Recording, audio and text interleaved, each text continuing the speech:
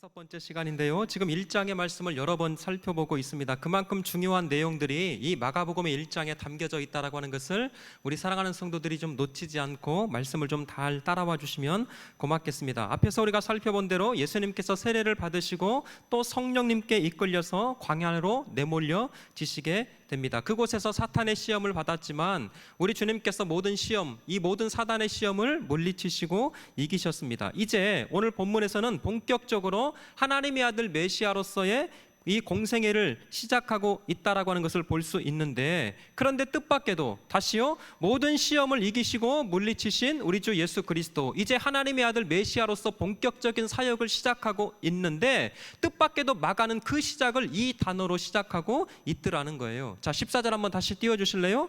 자, 어떻게 시작하고 있냐면 요한이 뭐한 후에요? 잡힌 후에. 자, 그러면 여기 보세요. 요한이 잡힌 것과 예수 그리스도의 메시아의 이 사역에 어떤 연관성이 있는 것일까? 왜 지금 마가복음 성경은 요한이 잡힌 것을 예수 그리스도의 이 사역과 연결시키고 굳이 기록하고 있는 것일까? 이것을 알기 위해서 성경이 말씀하고 있는, 성경이 지금까지 기록하고 있는 세례 요한이 어떤 사람인가를 알 필요가 있을 것 같아요. 여러분, 세례 요한 구약의 마지막 선지자였습니다. 그리고 철저하게 예수 그리스도께서 오시는 길을 예비하고 준비했던 사람이 세례 요한이었어요. 그래서 저와 여러분들이 너무나 잘 알고 있는 것처럼 예수님보다 몇 개월 먼저 태어났죠? 그렇죠. 6개월 먼저 태어나서 이 땅에 하나님의 아들 메시아가 오실 것이다. 그리고 그분은 세상 죄를 지고 가는 하나님의 어린 양이시다. 그렇게 오직 예수 그리스도를 증거했을 뿐만 아니라 자신에게 나아오신 그 예수 그리스도 앞에 세례를 직접 베풀었던 사람이 요한이었습니다. 그런데 그렇게 모든 사명을 다 이루었던 요한이 지금 어떤 사건으로 말미암아 감옥에 지금 붙잡히고 있었던 거예요. 그러면 그 사건이 무엇일까? 왜 요한은 지금 감옥에 붙잡혀 있었던 것일까? 여러분, 그 당시 이 당시 궁중 안에 벌어졌던 세기의 스캔들 사건이 있었습니다. 얼마나 유명한 사건인지 남녀노소, 심지어는 어린아이들, 삼척동자도 다 아는 희대의 스캔들 사건이었는데, 다름 아닌 분봉왕이었던 헤롯이 자신의 친동생의 아내를, 그러니까 뭐가 되는 거죠? 제수씨가 되는 거예요. 그러니까 친동생을 죽이고 그 아내를 빼앗아서 자신의 아내를 삼아버린 거예요. 문제는 서슬퍼런 이 권력 앞에 그 누구도 헤롯의 잘못을 지적하는 사람이 없었습니다. 그런데 세례 요한만이 지금 그 헤롯의 죄를 지적하고 있어요. 동생의 아내를 빼앗는 것은 잘못됐다, 죄다. 그러니까 당시 최고의 권력을 누리고 있었던 이 헤롯의 죄를 직접적으로 고발하고 있으니까 헤롯이 듣기 좋았을까요? 싫었을까요? 싫었겠죠. 그러니까 이 요한의 입을 콱 봉하기 위해서 이 요한을 잡아다가 감옥에 지금 던져넣었던 거예요. 그런데 여러분, 중요한 것이 있어요. 요한이 그렇게 감옥에 붙잡힌 후에 예수님께서 갈릴리에 오셔서 본격적으로 하나님의 나라에 대해서, 하나님의 복음을 전파하기 시작했다라는 거예요. 그러면 도대체 무슨 그림일까?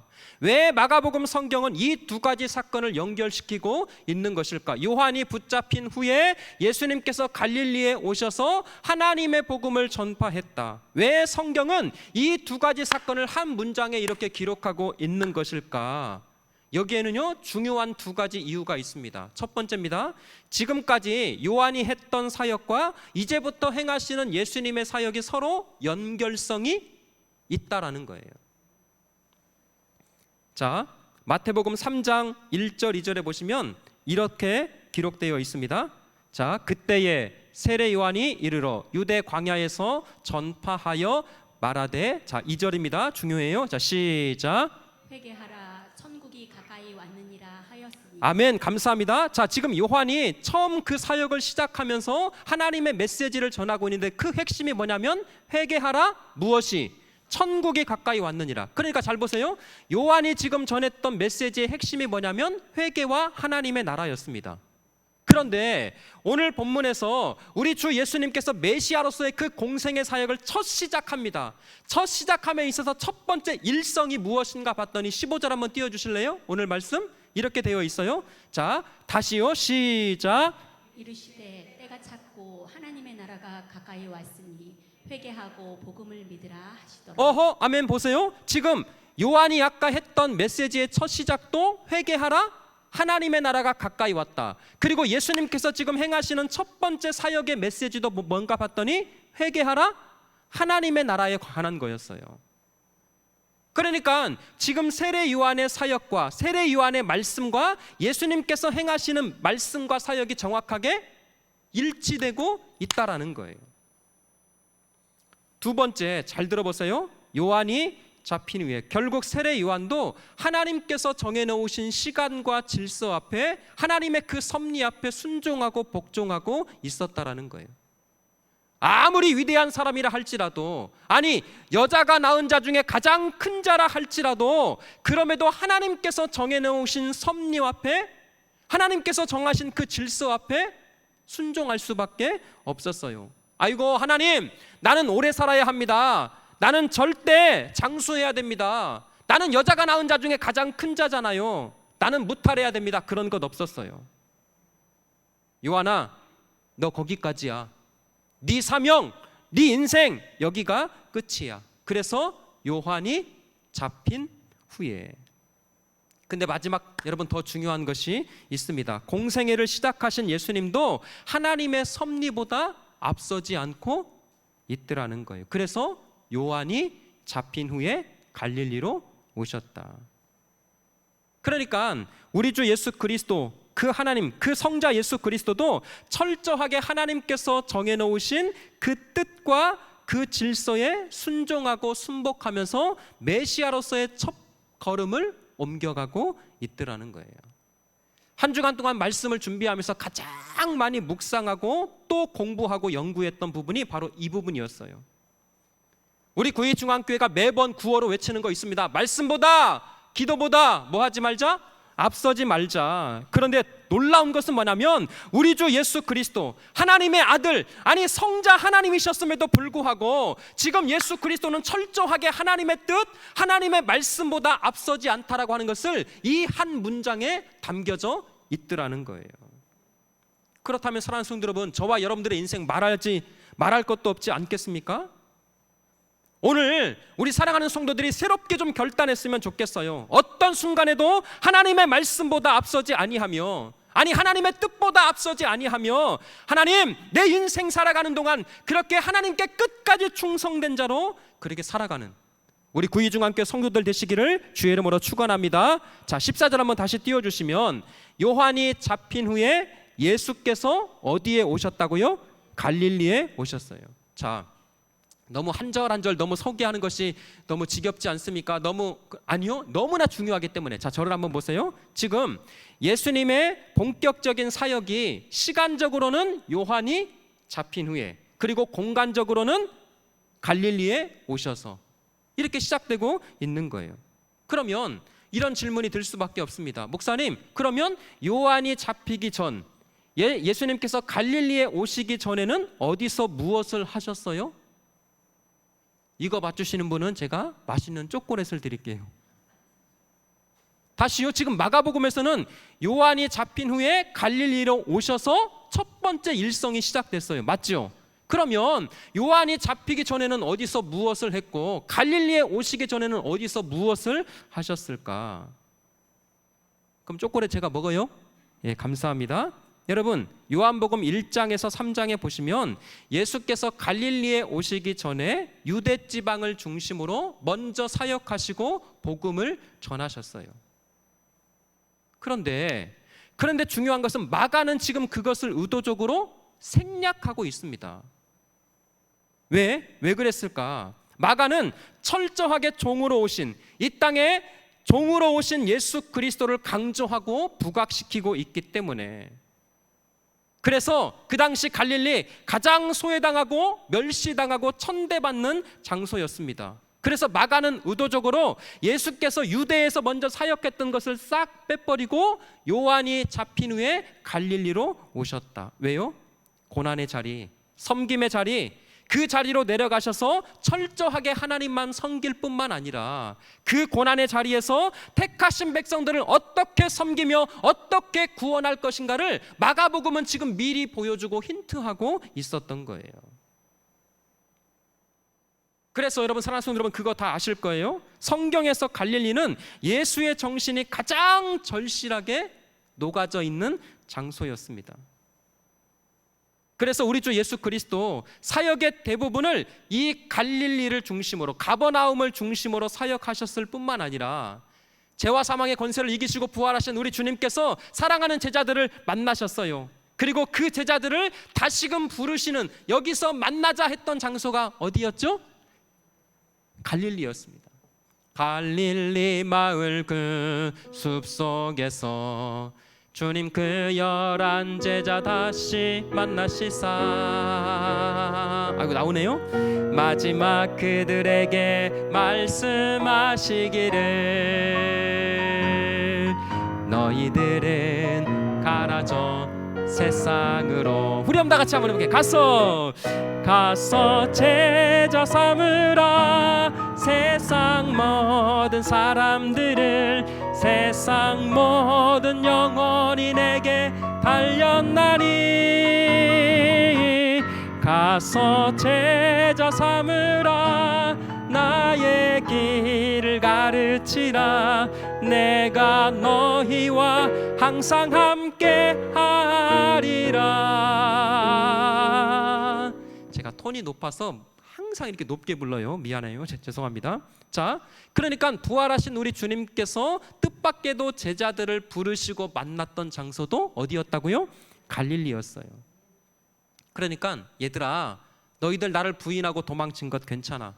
베드로, 요한, 괜찮아. 어깨 펴. 다시 예수의 정신, 십자가의 정신으로 무정하고 땅끝까지 이르러 내 증인이 되거라. 이것이 담겨져 있는 중요한 장소가 어디였다고요? 갈릴리였습니다. 그러니까 지금 마가는 공생애를 시작하시는 예수 그리스도께서 앞으로 걸어가실 사역과 궁극적으로는 그 십자가의 정신이 무엇인가를 이 한 단어로 중요하게 표현하고 있었던 거예요.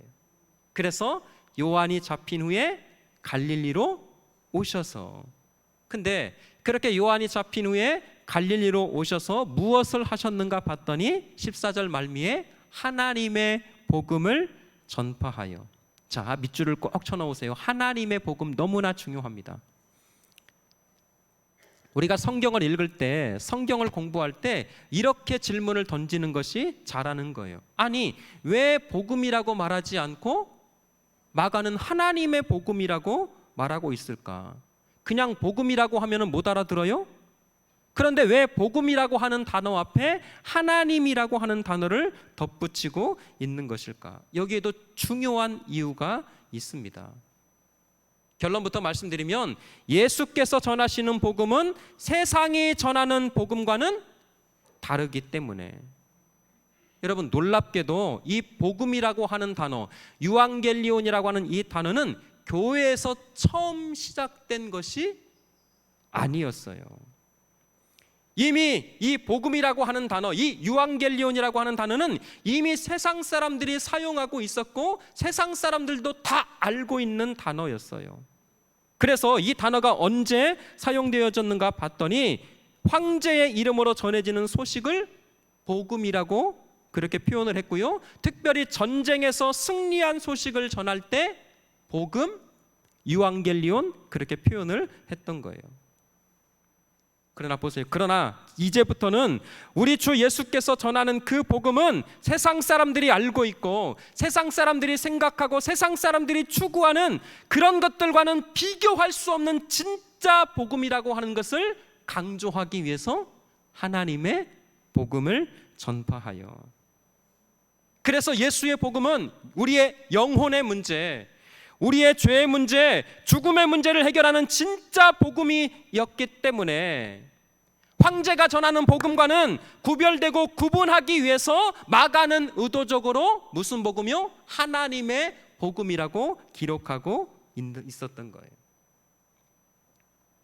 그러면 사랑하는 성도 여러분, 지금 예수께서 전하신 이 복음, 이 하나님의 복음의 내용이 무엇이었을까 봤더니 그것이 15절 말씀입니다. 자, 15절 한번 오늘 본문 다시 한번 중요하니까 좀 여러분 읽어주세요. 시작. 이르시되 때가 찼고 하나님의 나라가 가까이 왔으니 회개하고 복음을 믿으라 하시더라. 아멘. 여러분 설명드린 대로 예수님께서 전하셨던 복음은 세상과는 전혀 다른 복음이었어요. 그러면 예수께서 전하셨던 이 복음의 내용이 무엇이었을까 봤더니 하나님의 나라에 관한 것이었어요. 다시요, 중요합니다. 지금 마가복음에서 가장 먼저 나오는 우리 주 예수 그리스도의 말씀은 하나님의 나라였습니다. 너무너무 중요해요. 왜냐하면 이 한 단어에 우리 주님께서 하늘의 그 영광의 보좌를 버리시고 이 땅에 오신 목적이 무엇인가를 함축하고 있는 단어이기 때문에. 사랑하는 성도 여러분, 그렇습니다. 우리 주님께서 이 땅에 오신 목적은 하나님의 나라를 이루기 위해서 오셨어요. 하나님의 나라를 완성하기 위해서. 우리가 주기도문에서 늘 암송하고 있는 것처럼 하나님의 나라가 임하도록 뜻이 하늘에서 이룬 것 같이 땅에서도 이루어지는 그 하나님의 나라를 이루시고 그 하나님의 나라를 완성하기 위해서 이 땅에 오셨어요. 그래서 제가 설교를 준비하다가 어떤 목사님의 책을 읽었는데요, 기가 막히게 이렇게 표현을 했더라고요. 저에게 찔림이 되는 말씀이기 때문에 제가 적어왔습니다. 한번 들어보세요. 적어도 목사는 모든 설교를 통해서 오직 예수, 그리고 그 예수로 말미암아 완성되고 이루어지는 하나님의 나라가 되어야 한다. 여러분, 한 목사 설교를 들으면서 예수의 이름이 증거되고 있는가, 한 목사의 설교를 통해서 하나님의 나라가 선포되고 있는가, 그것이 가장 중요하다라는 거예요. 그러면서 목사가 세상의 것을 연구하며 설교하지 말아야 한다.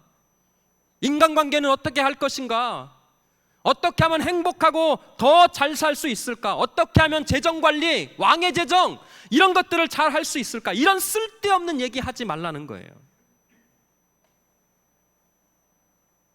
얼마나 찔림이 됐는지 몰라요. 그러면서 교회는, 성도는 세상의 것을 절대 흉내내서는 안 된다.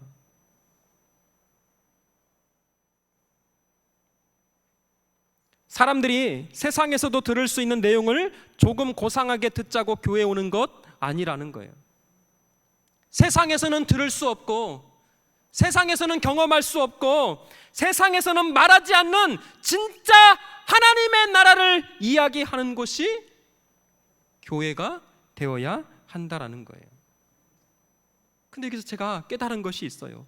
예수 그리스도의 사역의 중심이 하나님의 나라였어요. 목사의 설교가 하나님의 나라야 한다면 우리의 성도들의 삶도 결국 그렇게 인생 가운데 붙들고 인생 가운데 추구해야 될 가장 중요한 신앙의 핵심이 바로 하나님의 나라가 되어야 되지 않겠는가? 사랑하는 성도 여러분, 제가 이런 이야기를 드리는 이유가 있어요. 교회에서 제발 세상 이야기 하지 말고 모여서 부동산 이야기, 주식 이야기, 정치 이야기 그런 것들로 싸우지 마시고 다른 사람 흉보고 다른 사람 험담하는 데 시간 보내지 말고 부탁드립니다. 우리가 모였을 때 모이는 그 시간 장소마다 하나님의 나라를 선포하는 우리 사랑하는 성도들 되시기를 예수님의 이름으로 축원합니다. 이게 너무나 중요한 거예요. 그런데 보세요, 15절에 그 하나님의 나라를 이야기하셨던 주님께서 이렇게 시작하고 있어요. 이르시되 뭐가 찼고요?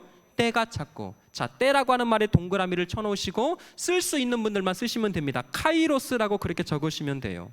그러니까 이 단어는 물리적인 시간, 그러니까 2023년 7월 23일 지금 11시 46분 이 물리적인 시간을 말하는 것이 아니라 하나님의 시간을 이야기할 때 사용되는 단어입니다. 그래서 성경에서 너무너무나 중요한 단어예요.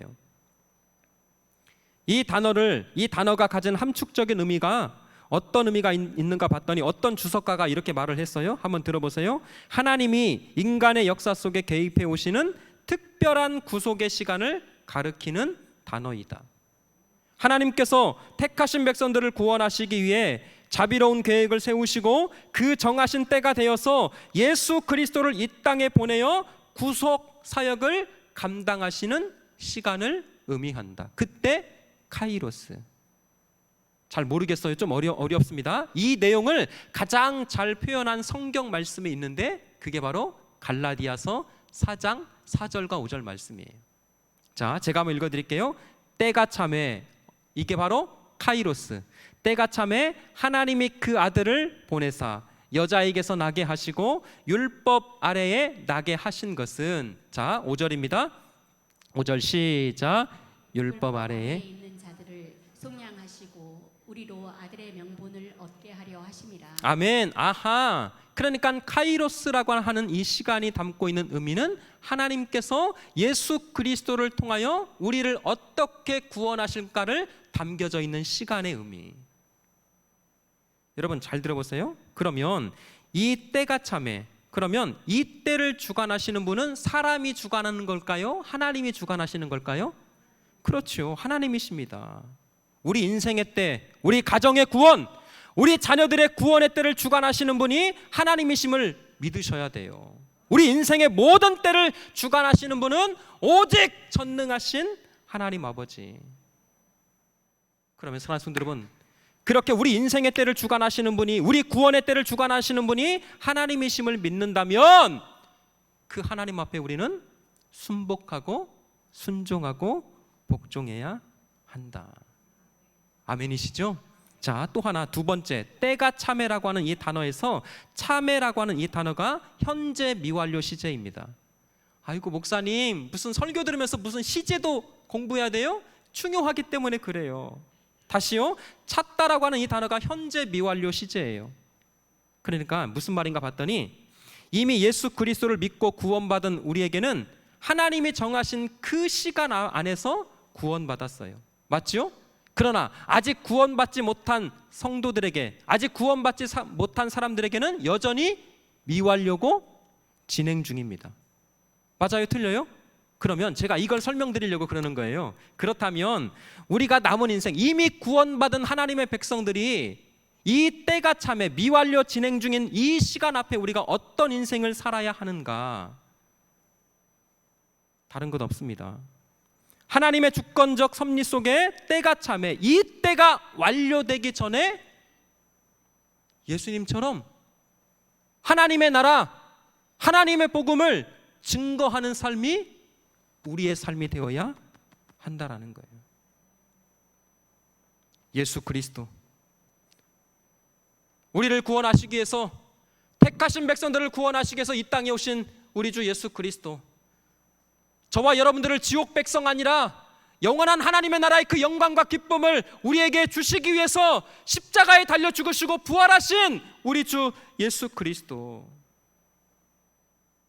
여러분 전하셔야 돼요. 혹시 엘리베이터가 아니라 계단으로 올라오신 분들, 계단마다 전도에 대한 그 문구가 붙어 있습니다. 혹시 한 가지라도 알고 계신 분 한번 손 한번 들어보실래요? 아, 부끄러워서 손 못 드는 거예요? 첫 번째, 한 영혼을, 아니 오늘도 혼자 오셨습니까? 지옥 가는 영혼 보게 하소서, 강권하여 데려다가 채우게 하소서. 매 주일마다 교회를 올 때마다 사실 계단에서 우리가 보고 있는데 관심이 없어요. 이제 그 문구가 내 인생에, 내 신앙에 더 이상 감동이 되지 않아요. 지금 한국교회가 가장 큰 문제가 뭔지 아시나요? 전도는 저 신천지들이나 하는 것, 전도는 이단에서 막 적극적인 열성을 가지고 있는 사람들이나 하는 것으로 착각하고 생각하고 있다라는 거예요. 사랑하는 성도 여러분, 전해야 됩니다. 절박한 심정으로 우리 주 예수 그리스도께서 이 땅에 오셔서 하늘 영광을 버리시고 이 땅에 오셔서 그 고난의 삶을 사셨던 이유, 죽어가는 저 영혼들, 지옥 가는 저 영혼들을 구원하시기 위해서 십자가에 달려 죽으시고 복음을 전하셨던 것이 우리 주님이시라면 예수 믿으면 행복합니다. 예수 믿으면 축복받습니다. 예수 믿으면 천국 갑니다. 예수 믿으세요. 예수 믿으세요. 구이 중앙교회로 오세요. 사랑하는 내 가족이, 사랑하는 내 가장 친한 사람이 그 절벽 끝에 서 있는데 왜 그냥 있느냐고요.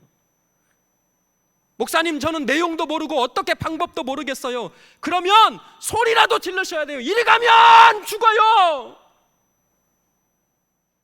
당신 그렇게 살다가 죽어요. 목사님, 뭘 잘못 먹었는가?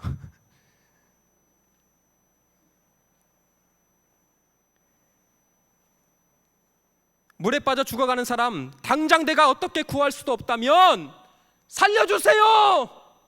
여기 사람이 빠졌어요. 아직 덜 급하다는 거예요. 아직 살만하니까, 아직도 지켜야 할 체면이 있다고 생각하니까 죄송한 말이지만 못하고 있는 거예요.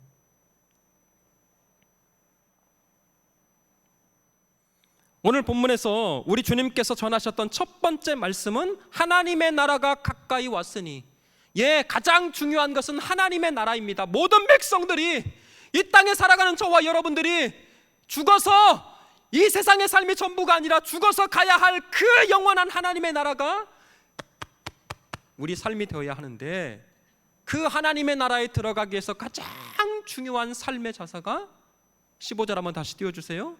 회개하고 복음을 믿으라. 따라서 합니다. 회개하고 복음을 믿으라. 여러분, 이제 거의 다 끝났어요. 저를 한번 보세요. 성경은 불신자들을 위해서 기록된 책이 아니에요. 이거 잘 생각하셔야 돼요. 아니, 그러니까 1차적으로는 믿는 자들을 위해서 기록된 것이 하나님의 말씀입니다. 맞아요? 틀려요? 맞습니다. 그러면 우리 주 예수님께서 이제 공생애를 시작함에 있어서 그 첫 일성, 가장 준엄한 말씀이 뭐였냐면, 하나님의 나라가 가까이 왔으니 회개하고 무엇을 믿으라? 그럼 질문 드릴게요. 여러분, 회개하고 복음을 믿어라는 저 구이중앙교회 밖에서 지금도 주일날인데 예배 안 드리고 딴짓하고 있는 그 사람들에게 먼저 하는 말씀이 아니에요. 여기 있어 지금 앉아드려서 예배 드리고 있는 저와 여러분들에게 우리 주님께서 지금 하고 있는 말씀에, 회개하고, 김집사, 김장로, 너 회개해야 돼. 그리고 복음을 믿어야 돼. 오늘 소리치는 걸 좀 용서해 주세요, 여러분들. 우리에게 먼저 들려주시는 말씀이에요. 그런 차원에서 제가 우리 사랑하는 성도들에게 이렇게 묻고 싶어요. 진짜 여러분들 회개하셨어요? 아니, 진짜 회개하셨냐고요. 회개한 척 말고, 몇 마디 말로 그냥 나 회개했어요, 그런 거 말고요. 성경이 말하는 회개라고 하는 것이 슈브라고 하는 이 단어가 죄를 깨닫고 하나님께로 돌아가는 것인데, 다시 질문 드릴게요. 진짜 회개했어요? 아멘. 또 하나, 오늘 주님께서 준엄하게 말씀하시는 이 말씀 앞에 질문 드릴게요. 여러분들 진짜 복음을 믿고 계셔요? 고린도전서의 말씀처럼 이 복음은 모든 믿는 자에게 구원을 주시는 하나님의 능력이 됩니다. 진짜 저와 여러분들의 인생 가운데 예수의 복음으로 말미암아 나타나는 능력이 있으세요? 이 복음을 생각하면 내가 세상의 것 가감히 포기할 수 있어요. 이 복음의 은혜를 생각하면 내가 어떤 상황에서도 하나님을 찬양하고 예배할 수 있는 그 복음의 능력이 진짜 있어요? 다시요, 사랑하는 성도 여러분, 오늘 공생애를 시작하시는 주님께서 회개하고 복음을 믿어라, 이 말씀은 예수 안 믿는 저 사람한테 말하는 것이 아니라 나한테 하고 있어요.